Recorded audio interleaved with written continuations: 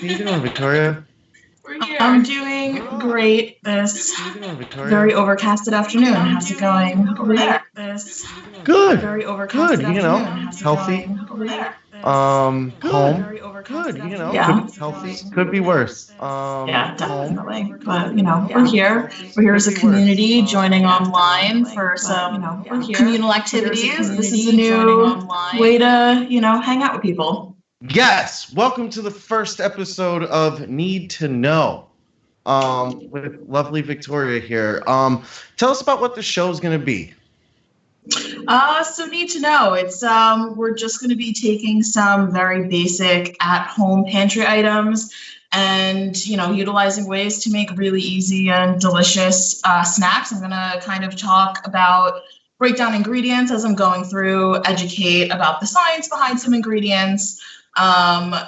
It's easy to kind of throw something together, but to kind of have that knowledge and background behind why the whys of cooking is really fundamental to kind of help, elongate your knowledge for the future. So I'm here to kind of break down recipes and say why they work.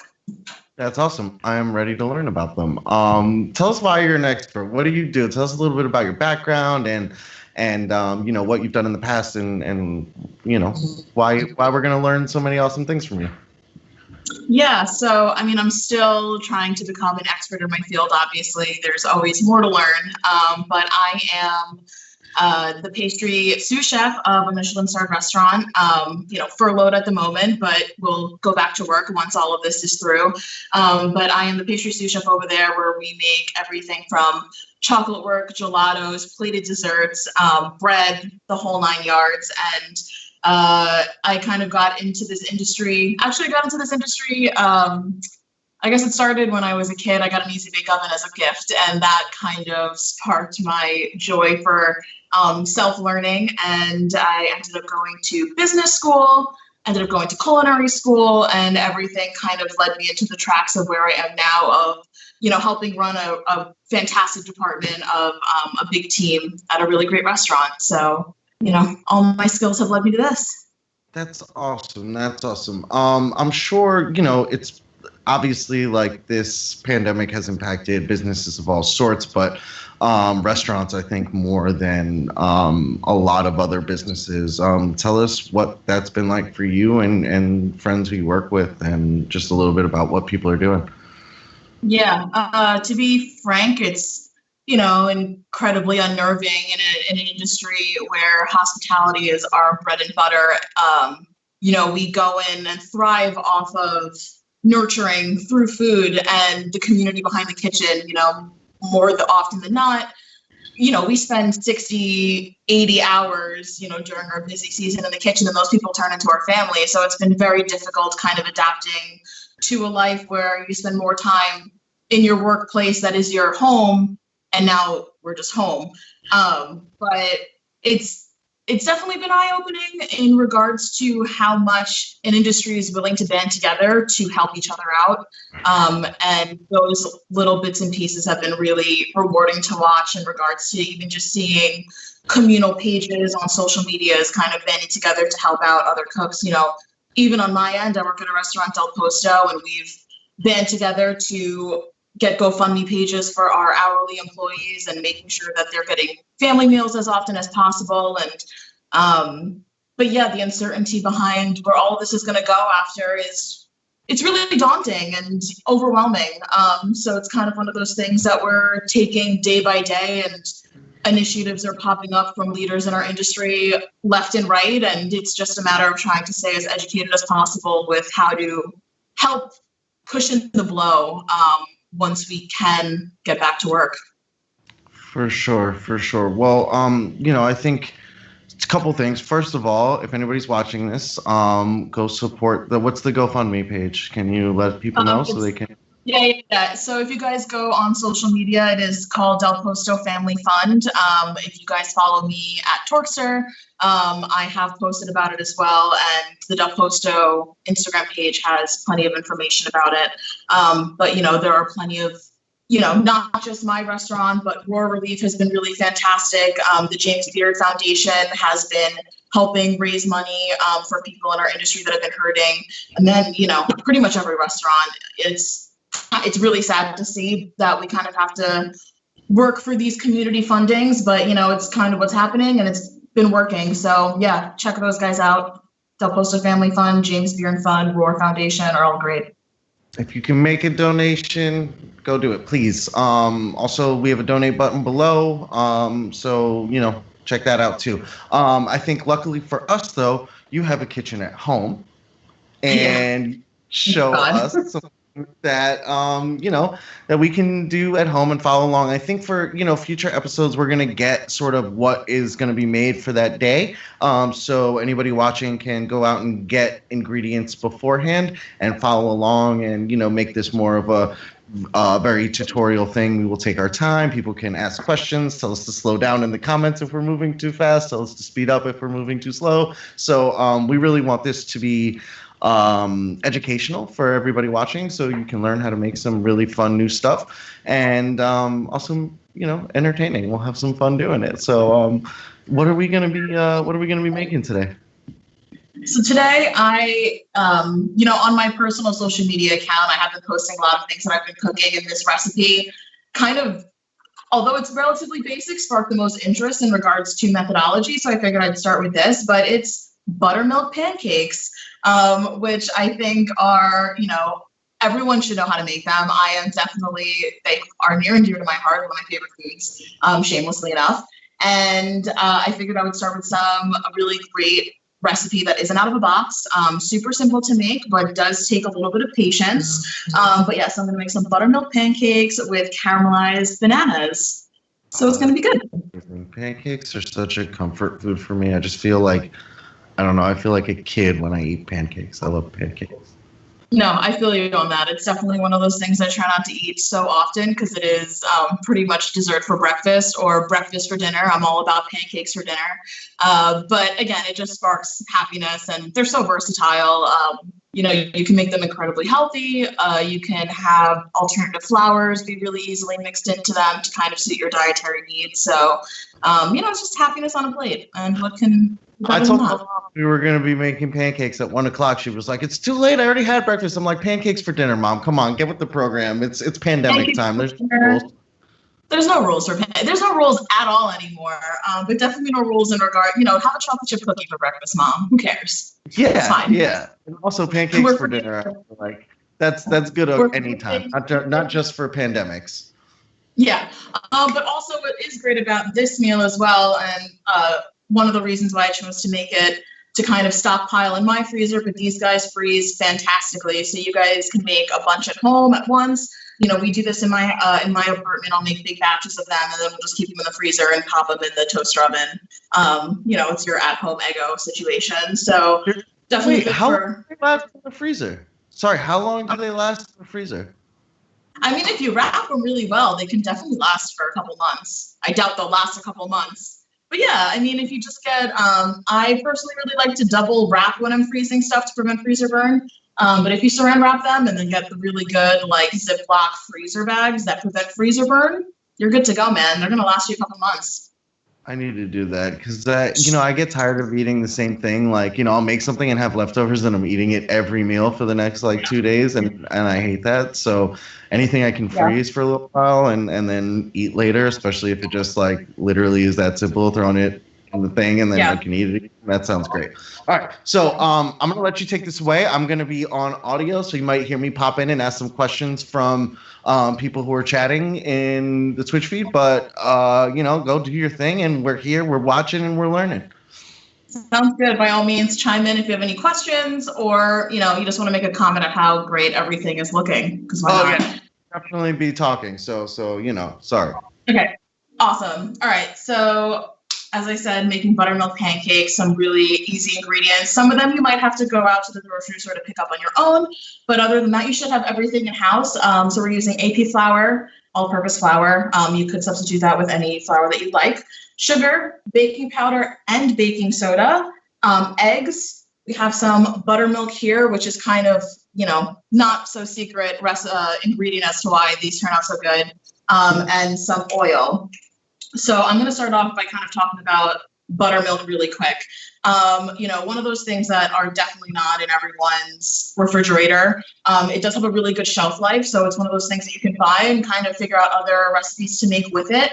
But a good cheat, if you do not have buttermilk on hand, is you can take just some regular whole milk. You can use skim milk. Whole milk is better. But if you take a little bit of whole milk and add, for every cup, you add a tablespoon of either vinegar, just regular white distilled vinegar is fine, or lemon juice. That's kind of going to give you the same effects that buttermilk is going to do in this or any recipe that it calls for. One thing that it's going to do, it's going to start curdling your milk a little bit to give it that really tangy vibe that buttermilk has in general. But I'll kind of go, as I'm mixing the ingredients, I will explain a little bit later why buttermilk is very imperative to making the perfect fluffy pancake. And if you don't like fluffy pancakes, I suggest you sign off now, because fluffy pancakes are life. Yeah, go home if you don't like fluffy pancakes, guys. We're not making no flapjacks here. We're making pancakes, fluffy pancakes. Okay. So I do have a time out. Is there a difference between a pancake and a flapjack, actually? Like, I thought that was just sort of like what people called them. I thought it was like a regional naming thing. Is there actually a difference between a pancake and a flapjack? Honestly, I'm just talking smack right now. I think it is just like regional nomenclature. In regards to like a flapjack, I could be totally wrong. I don't actually know the answer to that, but everyone, says either pancakes, flapjacks, griddle cakes. I don't know if that is around here. We're pancake people. We're making pancakes, guys. We're making pancakes. All right, so I'm gonna adjust my camera so you can kind of see what's going on my table here. So we're gonna be mixing up the dry ingredients and the wet ingredients completely separate. This is going to kind of help with some steps later down the line. So I have two bowls that I'm gonna be working with. The smaller ones for my wets, bigger ones for my dries. So to start off, you guys can pardon my kind of janky kitchen situation with my bag of all-purpose flour, because I don't know, that's how I do it in my household. So we're going to be starting off with 2 cups of all-purpose flour. Just pop that right into the bowl. Nothing crazy. So I got 2 cups of all-purpose flour. I got some sugar going. It's not going to add an incredible amount of sweetness, just a little bit. You can omit it if you want, but I would suggest putting it in. Got 2 tablespoons sugar.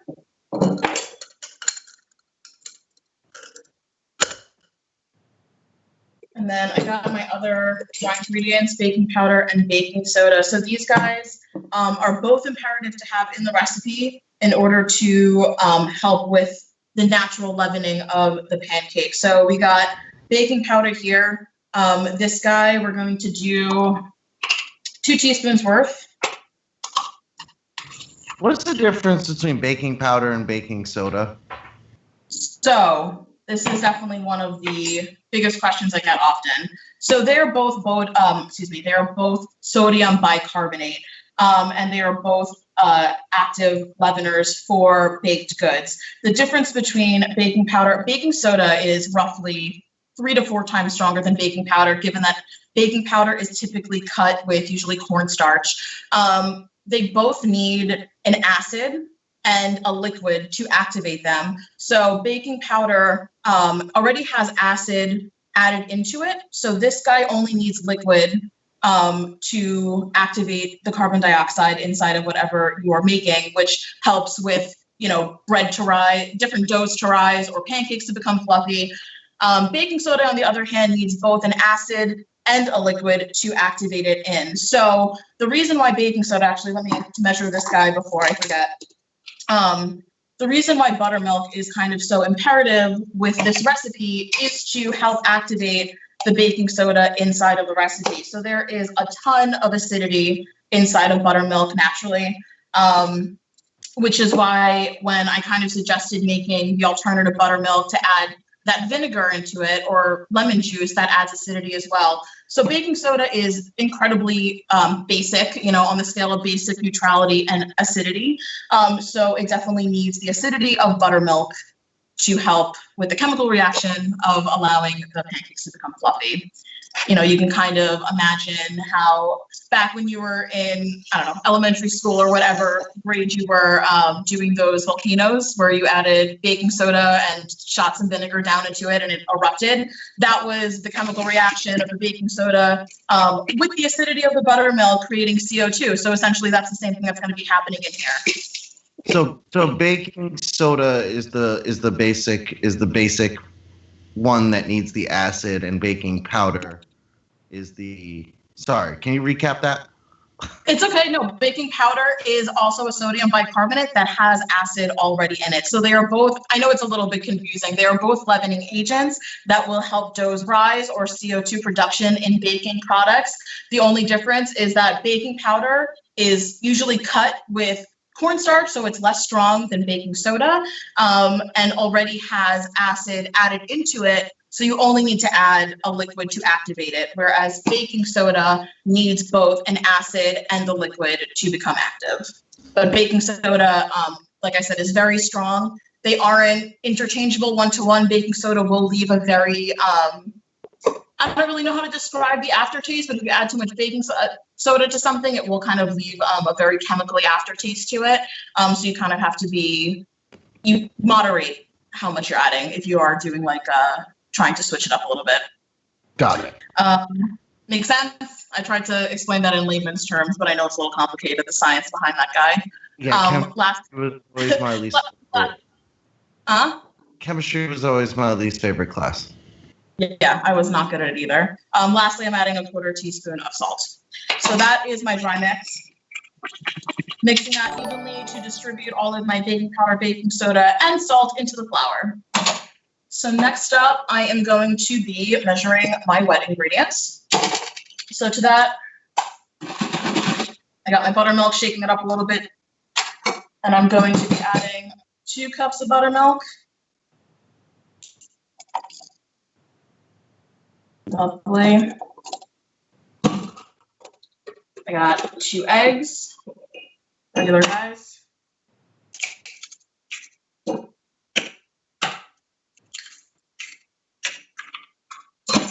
That was an expert egg crack. Oh yeah, thank you. Suggested never crack eggs on the side of the bowl, crack them on a flat surface. That prevents the shells from getting into your mix. And next I'm going to be adding a little bit of vegetable oil. Canola oil is totally fine. Any neutral tasting oil will do. And lastly, for my own liking, I'm going to add a little bit of vanilla extract. You can add pretty much any extract that you would like. I'm a vanilla lover, so why not? I have it. I'm going to use it. Use almond extracts. Pancakes are incredibly versatile, so you can use cinnamon if you want it inside of it, any spices, whatever. I'm just going to make these guys pretty plain Jane. So I'm going to be separately whisking up all of my wet ingredients.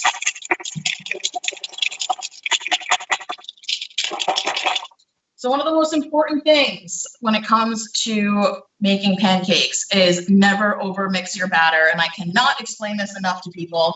That is the difference between getting a fluffy pancake and an incredibly flat pancake. And flat pancakes are really sad.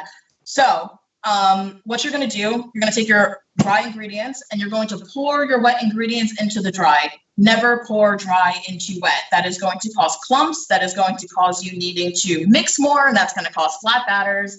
I'm not having it. So we're going to be tossing all of the wets into the dries. And we are going to mix this until just barely put together. So I start off with a whisk. Once I get most of my dries together. So at this point, I'd say it's pretty much evenly mixed. I got a little bit of clumps. I am kind of a perfectionist in this regard. So I'm going to take instead a rubber spatula and just kind of fold the rest of the mixture together. That's kind of going to prevent me from overmixing the batter. I do kind of want a little bit of clumps, and then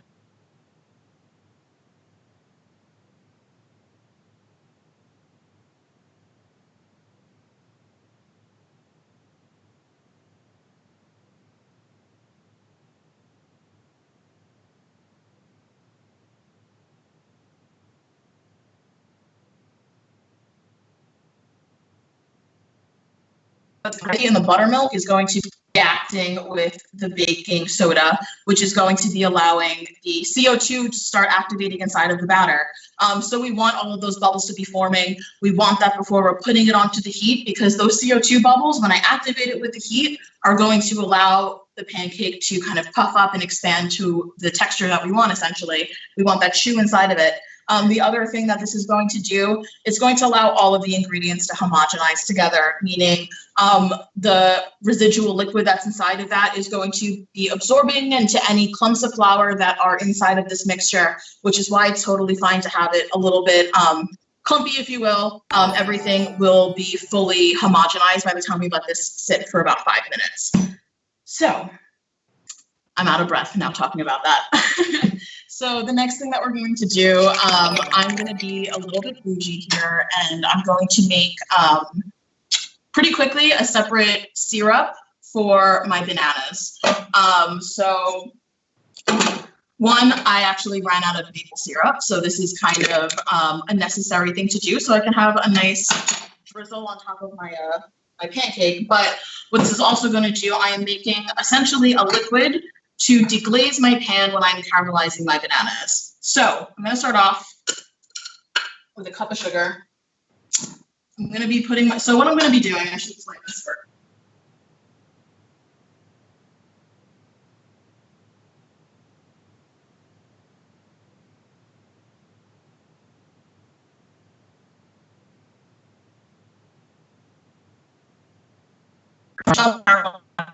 Adding any extra liquid into it.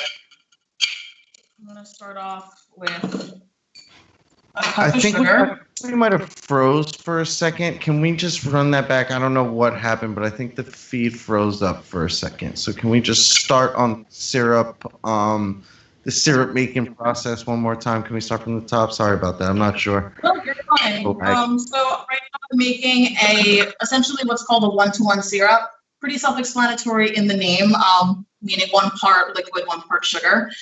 So I'm starting off by taking, you know what, I'm actually going to take a little bit of this out. I'm going to start off by taking 2/3 a cup of sugar onto the heat. And what I'm doing is I'm making a dry caramel. The dry caramel is essentially taking regular white granulated sugar, applying it to heat, allowing it to melt down fully and then caramelize on its own versus adding a liquid to help caramelize it.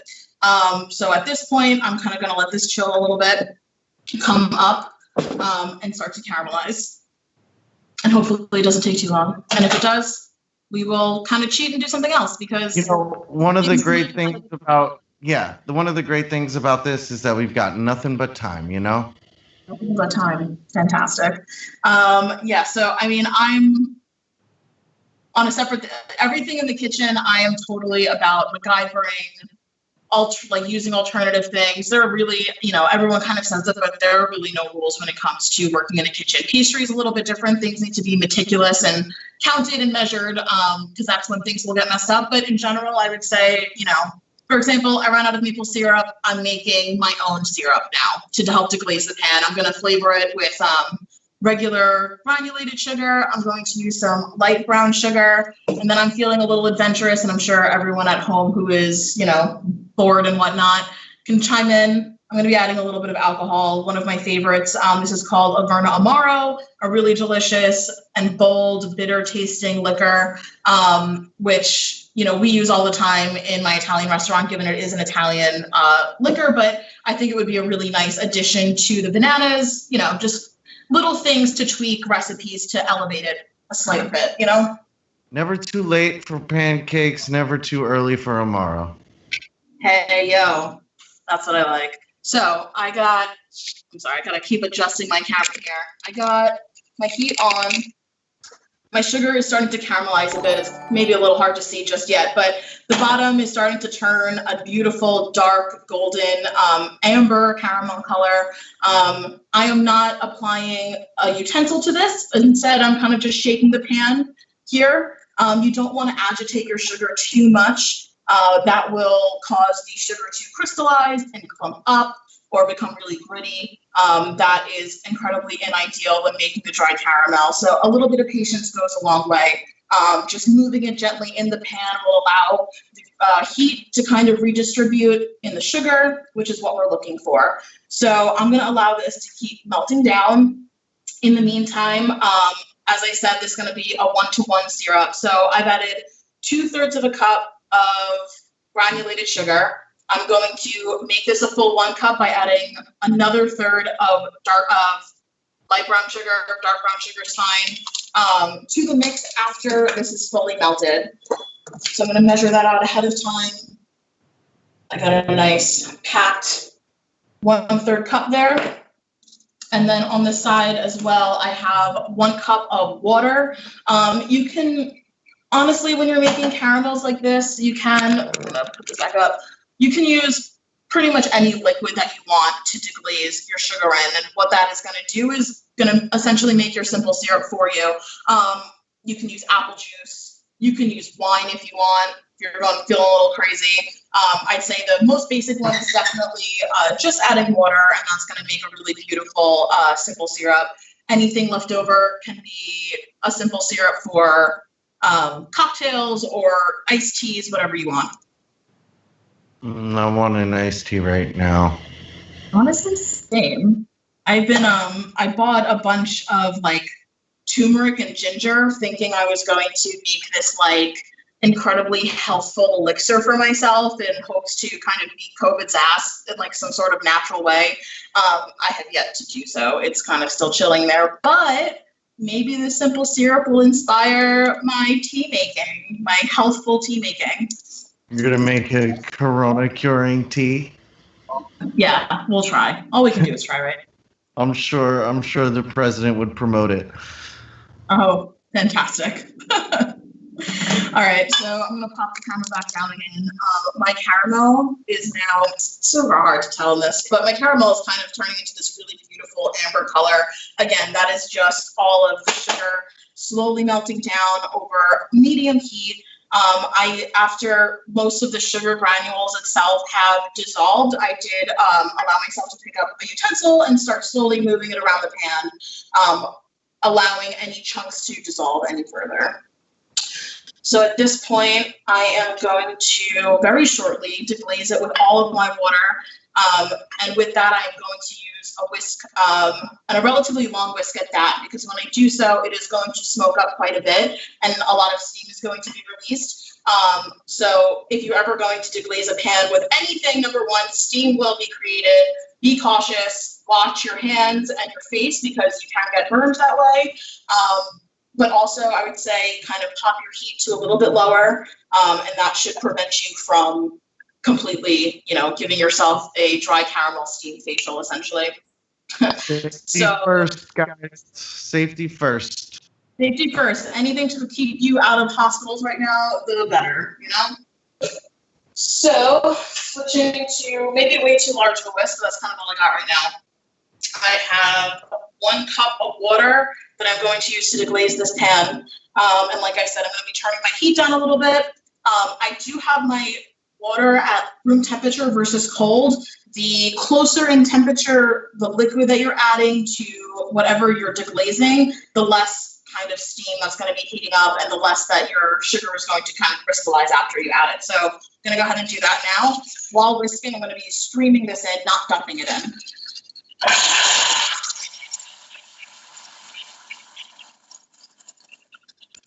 I feel like I can smell it, but I can't. That would be crazy if you could. So, I wish you could because it smells, quite nice actually. So I have added my water into the pan. Got like a beautiful, so a little bit of sugar has crystallized onto the end of my whisk. When I bring this back up to a boil, everything should dissolve and homogenize back together. So I'm just going to keep working that guy. But in the meantime to this, while I let this come back up to a boil, I am going to add, and honestly, I'm just going to eyeball it personally. I'm going to be adding a little bit of my Amaro, maybe like another third of a cup's worth. You can totally substitute this out with a nice dark rum. Any type of aperitif, I think, would be really nice, not to get too fancy, but if you're feeling boozy and you just want a little bit of a kick into your simple syrup, just add whatever you got in the cupboard. I'd say darker liquors are definitely better. They're going to be a little bit more bold and rounded flavor to kind of help pair with this lovely pancake pairing. I So think now everybody's feeling a little boozy these days. yeah, so why not? Share the love with your breakfast, dinner, brunch, after dinner snack. I don't know. Everything goes now. Who cares? Yes. So I added my Averna to this. I'm going to add my last 1/3 cup of brown sugar. The reason that I didn't add this to the granulated sugar to dissolve, there is a decent amount of moisture that is added to light brown sugar. So that would have kind of caused my sugar mixture to crystallize a little bit too fast. So instead, what I'm doing, especially since brown sugar is a bold enough flavor on its own, in my opinion, I'm just going to allow that to melt down into the syrup on its own. So this guy is looking good. And I'm going to take this off the burner and kind of allow it to chill. So hard to see, but I got this beautiful, really delicious smelling simple syrup kind of working right now. And I'm going to put that on my back burner to kind of chill and cool off a little bit as I am going into starting to make pancakes. So I'm going to bring this guy back up for a second. Organize my life. So pancakes. I wish I kind of took a picture of the before and after, but this pancake mixture has almost doubled in size due to the leaveners of the baking soda and the baking powder reacting with the buttermilk. It's a very, I don't really know how to describe it, but it's kind of like a jiggly mixture to it, which is exactly what I'm looking for, which means that there is just beautiful CO2 production inside of that batter, which means that it's going to be a pancake success. So I'm going to go ahead and start cooking these bad boys up because I would say this mix is completely ready to go. So let's try and angle the camera here. So pans. People, you know what? Let me educate on pancake making first before I jump into it. Yeah, give us the knowledge. Drop the knowledge, Victoria. Drop it. Let me drop the knowledge really quick. So pancakes should never be a rushed process. In my opinion, I like to only put one pancake per pan. If we don't do that, it's never going to be evenly cooked unless you have like a flat top oven situation, which I'm sure most people don't at home. If you have more than one pan and you kind of want to get it done quickly, at least set 2 pans up versus putting like 2 or 3 pancakes inside of your one pan. So what I like to do is I like to put batter right in the center of my pan that I'm using and allow the burner to be like directly underneath that one pancake. That allows even distribution of heat, even rising of the pancake, and beautiful browning on the outside. So that's rule number 1. Rule number 2, you need a nonstick pan. There's no way that you're going to be able to do this relatively successfully in a cast iron. If you do, hit me up. Please tell me your secrets because I've never been able to do that. But I just use a really, honestly, my nonstick pan is not fantastic, but it really does the job in regards to making, allowing even cooking across the pancake. So if you have a really good nonstick pan, like foolproof, you don't have to add any grease you don't need to add butter or pan spray or anything. There's enough oil in this pancake batter to allow the pancake to flip relatively easily. In my case, since I don't have a fantastic nonstick pan, I use a little bit of pan spray. No shame in it. It's going to help you out in regards to, for lack of a better word, lubing your pan so that your batter isn't sticking. But instead of directly spraying it onto the pan like this and over the heat, I in turn spray a paper towel, and I will wipe this paper towel after every pancake that I make. I'll rewipe the paper towel that is pan sprayed onto the pan itself, and that prevents too much grease buildup from happening and just enough to coat the bottom of my pan. And that's my preferred method, and it's worked out great. That is so helpful. Like, I've always tried to make, I'm not patient enough, and I always throw them in, and they're cooked unevenly. But then my question is this: if you cook them one at a time, how do you keep them warm when you're on your 10th pancake? Very true. So You can, I mean, this is what I do. I have a really great toaster oven that has a million settings on it. I usually just put that on like my keep warm setting, which puts it at like 150 to 200 degrees. You can do the same thing with your oven. It is a little, it uses energy and makes your kitchen warm if it's the summertime, whatever. But that is usually when I'm making big batches of this. If I, for me and my roommates, whenever I'm making breakfast, I will pop the oven to about 200 degrees. Just as I'm flipping my pancakes out, I'll just flip it right onto a cookie sheet that's in the oven, ready to go. But like I said, a lot of the time I am making big batches of this, and I am going to be freezing it anyway, so I allow them to cool fully regardless. So, but if you are doing big batches, very low temperature oven will keep them nice and hot. All right, so. Wait, hold on. I got a question. Somebody in the chat is asking, is this like if this is a Bananas Foster pancake situation? Is that what's happening here, sort of? Let's call it inspired by Bananas Foster. I can't say verbatim that it is, but essentially we are making caramelized bananas. It involves alcohol. Maybe a little flambeing action will happen. If things catch on fire, I'd say that this is officially a Bananas Foster's pancake. But until we see fire before our eyes, I would say Bananas Foster inspired. It's a bananas adopters pancake. I'm sorry? Bananas adopters pancake.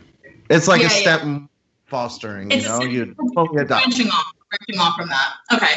Give me a second. I gotta open my window because it's actually getting quite warm in my kitchen. And I totally have the problem where my cheeks turn like crazy red when I get overheated, and I don't want that to happen. One of my nicknames back in the kitchen used to be Sweet Cheeks because whenever I would be cooking over like our hot tops or our fryers, I would get so overheated that my face would turn like a red delicious apple, and I kind of hated it. And so I'm trying to prevent that from happening right now. Anywho. Okay. So I'm turning shut up. So I'm turning my heat on. I got my pan ready, and I'm keeping my heat at a consistent medium to medium low. And that is also incredibly important. If you are putting your heat up to high, what's going to happen is one side of your pancake is going to get like scorched. It's going to cook too quickly. You're going to flip it over. The other side is going to cook really quickly, and then you're going to have just batter in the middle of your pancake because you're not allowing it time to bake. And baking is all about patience. I can't express that enough, especially to like anyone that's on like the savory side of cooking. Like whenever they enter pastry, when I would be working with them, they would just try to rush the process of things. And I'd be like, it's all about patience in letting things rest and letting things cook the amount of time that it needs to cook. So patience is key. So I'm keeping my skillet is definitely warm enough already. I'm keeping it. I got a burner that goes from like low to high, and it's got like 6 settings of heat. I'm keeping it on a consistent 4. If I feel that it's getting too hot, I'll kind of pop it off. If it's scorching hot, I totally completely will take it off the heat and just be like a crazy person, airing out my pan in front of my face, allowing the heat to kind of escape off of the pan until I'm ready to make my next pancake. Call me a psychopath, but this is what you do when you're passionate about pancakes. You really go the extra mile here. So I got my heat. What'd you say? I called you a pancake psycho. That's okay. Maybe we'll get a hashtag going. I'm over consistent medium heat. I got my pan sprayed paper towel. That's what this is called. And I'm just gonna do a quick little smear on the outside of my pan.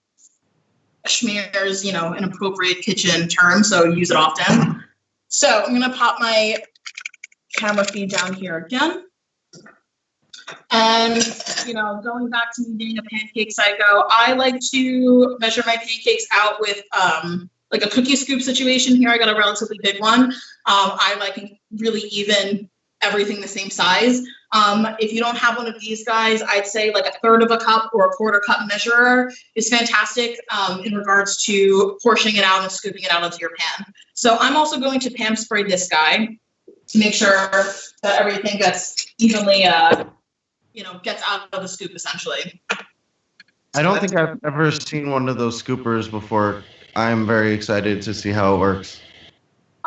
It's incredibly self-explanatory. I wish it was a little bit more interesting, but it's definitely, maybe it's not interesting to me because I just use it all the time. But Essentially, you're just going to be taking a nice old scoop of batter and putting it right in the center of the pan. So what I like to do upon doing this, I'll kind of like pre-shape my pancake. I'm going to add a little bit more, actually. I hope this pancake comes out beautiful, because if not, I'm going to feel pretty ashamed, honestly.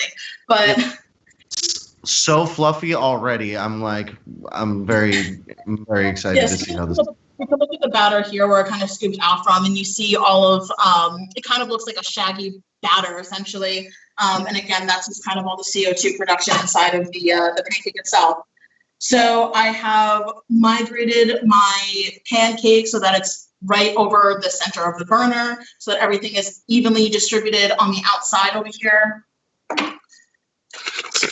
This guy, I wish I could zoom in. So essentially what I'm looking for is the sides of the pancake to start kind of crisping up a little bit. I can smell that it's already getting done. You can kind of cheat and check underneath your pancake a little bit. And if you can get, fully around, I would say your pancake is ready to flip. So I'm going to go ahead and do that. Definitely not the best flip, and that's okay. You got to commit to your flips. If you don't commit to your flips, it flops. Ain't no hat flipping. Got to commit to your flips. You got to play. So I'm pretty content with that guy. I have to say, a little embarrassed on my end, but it's okay. We're going to get over the embarrassment and just continue to educate you guys on. I'll have a redemption shot, I swear. So, medium heat. I mean, it's pretty self-explanatory. I would say that, trusting your instincts a little bit when it comes to making anything. But, sometimes you just have to fail a lot of times before you get things correct. The amount of pancakes I have messed up in my lifetime is astronomical and a little bit embarrassing. So you got to mess up sometimes. You'll learn from your mistakes. It's fine. Oh my God, it looked so fluffy. So a good way to check if it's done, if you kind of don't trust it, is if you flip it back over, kind of pierce the inside a little bit. I see that mine still has a little bit of raw batter underneath, so I'm going to flip it back over again. Keep it on that medium heat for another minute or two, and then it should be beautifully done.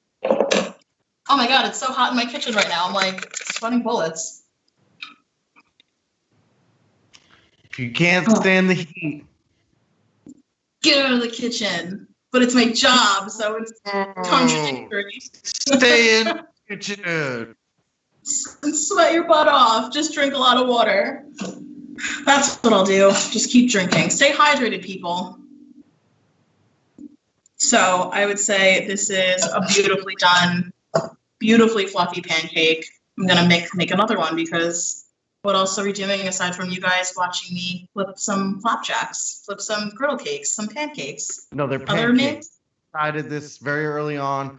Those flapjack people left the Twitch already. They're not watching. We got rid of. Oh my God. Okay. Thank God. All right, so my pan's a little hot. I'm gonna do the pancake psychopath action and kind of cool it off a little bit, which is totally fine. I'm gonna take my pan sprayed guy again. I guess I should. Here. Yeah, it's very hot actually. Pan spray paper towel, give it another zhuzh around. I'm gonna go ahead and flip another guy onto there.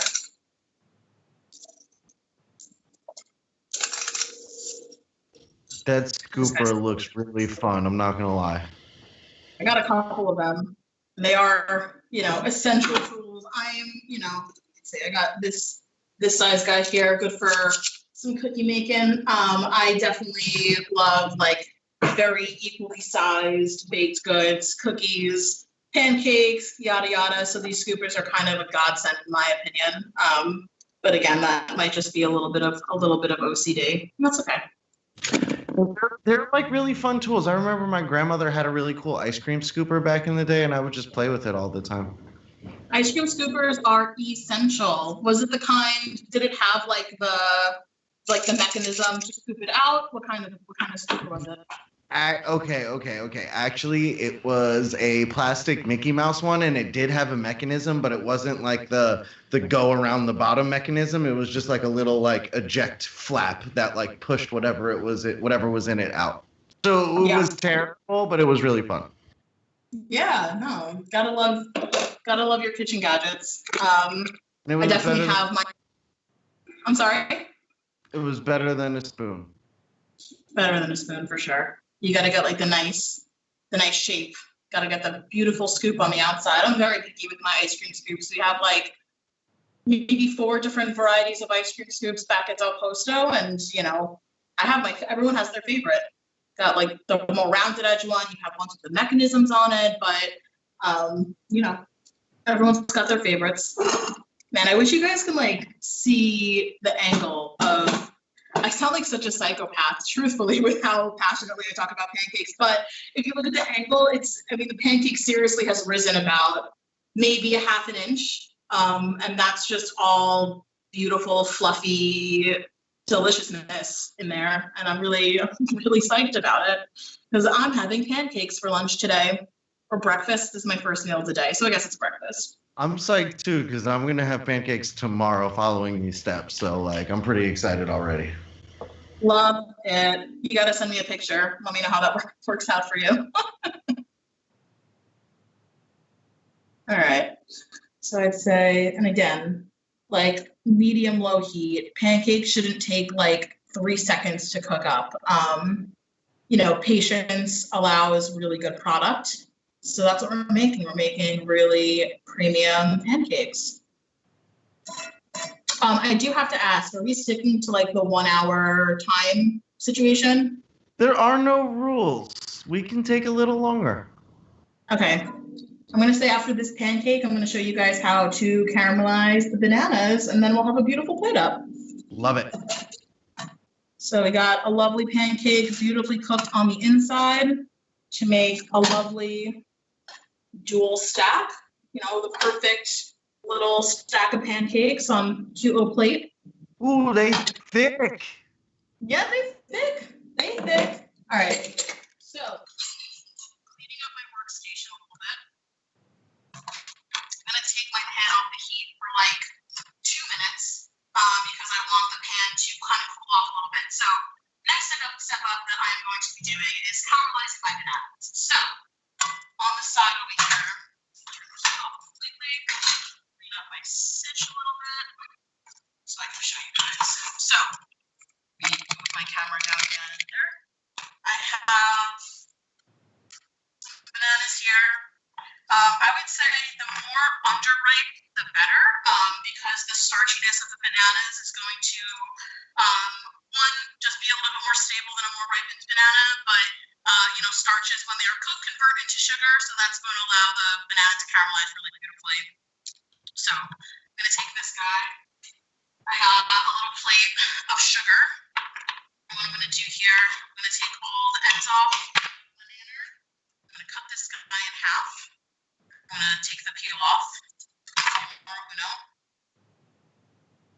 And, obviously, make this to taste. Pancakes go beautifully with pretty much any fruit, in my opinion. I really like quickly sauteing apples and pouring them over.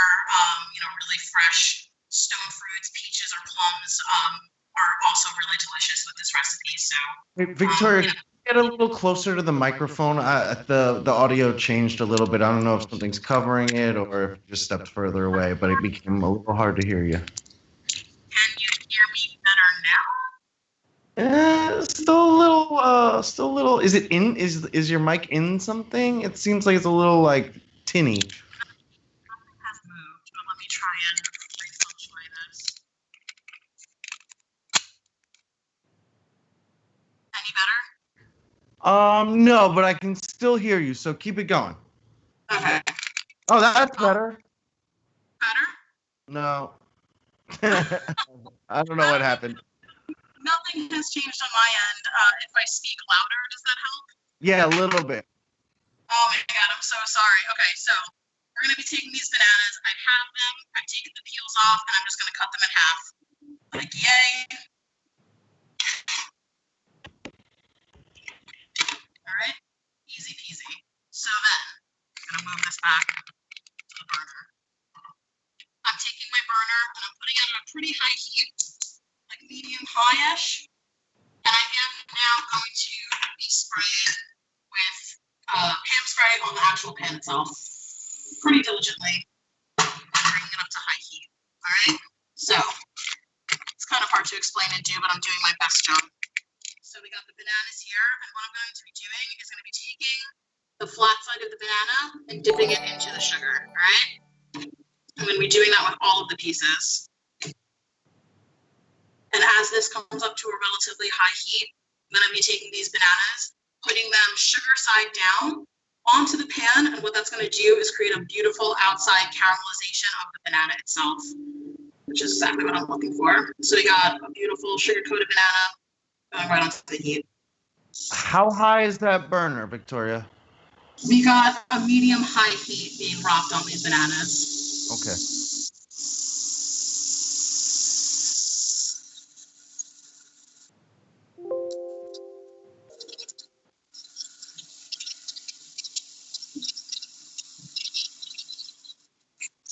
You guys can see this so well, but the sugar is starting to caramelize. And it's really, can you guys hear me okay? Yeah, okay. You're on mute, but I was able to hear you, or unread your lips. So essentially, you want to just kind of let this chill out. You do not want to be moving these bananas around because that is going to be breaking up the sugar that is currently crystallizing on the flat side of the banana. So what I'm looking for here, it's kind of hard to see, but there's all these little bubbles kind of forming around the banana right now. What that is doing, that's all of the sugar crystallizing and becoming like a beautiful dark caramel on the one side of the banana. So just let them kind of chill out. I'm looking for browning along the outside, and it's going to happen pretty quick. But what I'm going to be doing is once the bananas are caramelized and they have browned, I'm going to be taking my my sugar syrup that I made with the Amaro and the brown sugar. I'm going to deglaze my pan. What that's going to do is going to release all the caramelized bananas from the pan itself. I'm going to give it a little shake, and we're going to turn them over, and they should be really beautifully colored. And then at that point, I'll flip the bananas over. I'll let this sugar syrup kind of reduce a little bit in the pan, become a little bit thicker. And then that's what's going to, you know, beautifully dress my my bananas.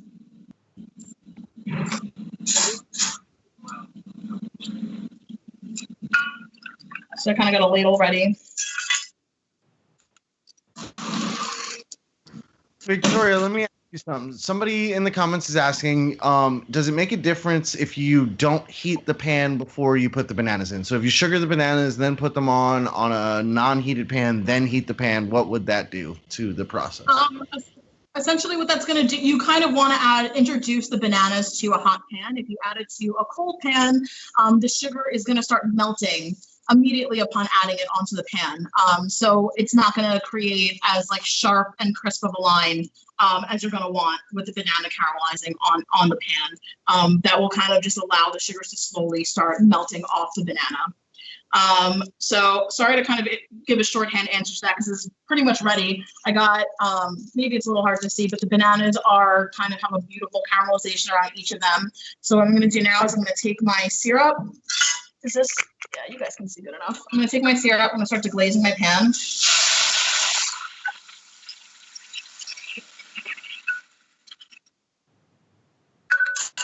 So what this is going to do, it's going to start releasing my bananas from the pan itself. It's going to start becoming this really beautiful thick syrup. And these bananas are looking mighty fine, if I do say so myself. Oh, I kind of messed that one up a little bit. It's all right.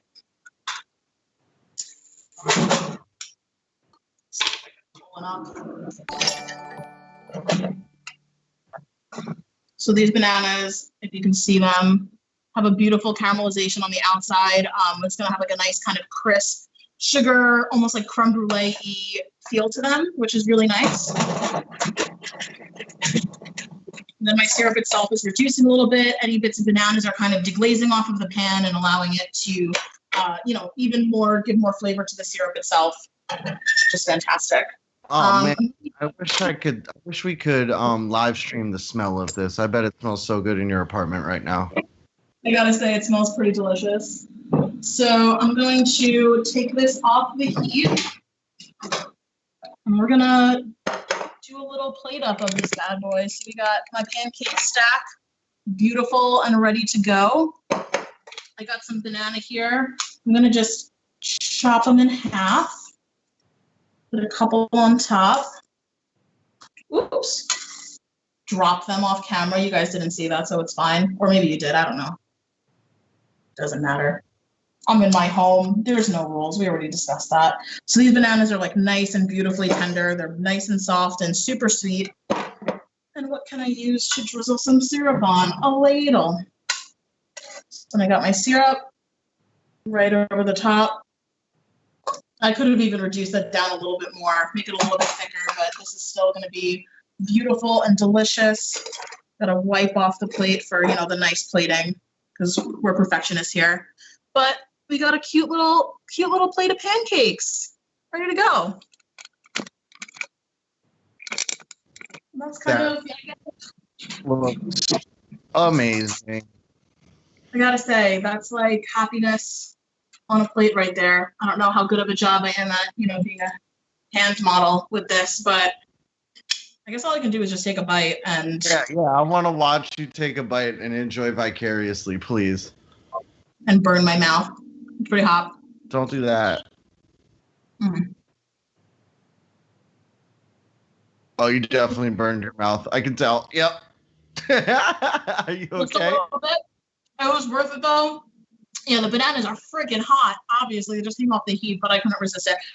This is like, I don't know. It's nothing crazy. It's no like, you know, food gourmet, but you got like, hold on. Let's see if I'm gonna give you guys like a cross section of this pancake really quick, so you can.